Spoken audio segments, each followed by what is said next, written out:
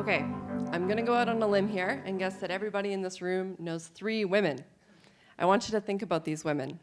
Statistically speaking, in their lifetimes, one of those women will experience sexual violence.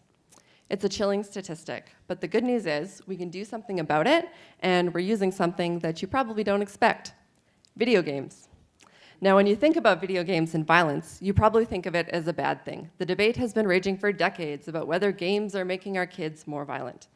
While this argument has been going in circles, what very few people have been talking about is whether games also have the capacity to make people less violent. Games are amazing tools for social learning. They're immersive, and they engage us in ways that other media platforms just can't. They require us to make decisions, and then they show us the implications of those decisions in real time. Games are also the dominant cultural industry of the 21st century. The games industry grosses more every year than the film and music industries combined. So why aren't we using them? My research on games and sexual violence involves 2 different pieces: making games and studying them. This year, in partnership with local sexual assault centers, I developed a game called It's Your Move, an interactive bystander intervention tutorial for bar staff. The game is part of a larger training program offered by the sexual assault centers to bar staff across the city for bystander intervention. In the game, the players take on the role of a bartender who must intervene in several scenarios of potential sexual violence.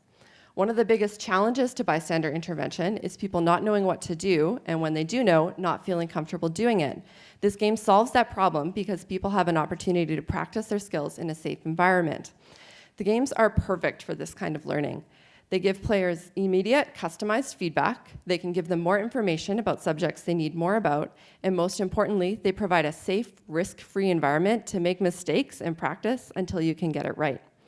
Provincial governments across the country are now starting to mandate bystander intervention training for bar staff, and we're hopeful that this game can be part of a province-wide program for bar staff to learn how to intervene in sexual violence. The other piece of the puzzle is research. I'm conducting a study of whether positive games about sexual violence can reduce rape myth acceptance in its players. So rape myth acceptance is the degree to which people accept harmful misconceptions about sexual violence that exonerate perpetrators and blame survivors for the victimization. So what we're doing in our study is it's the first empirical study to examine whether a game about sexual violence and sexual harassment can reduce rape myth acceptance in its players.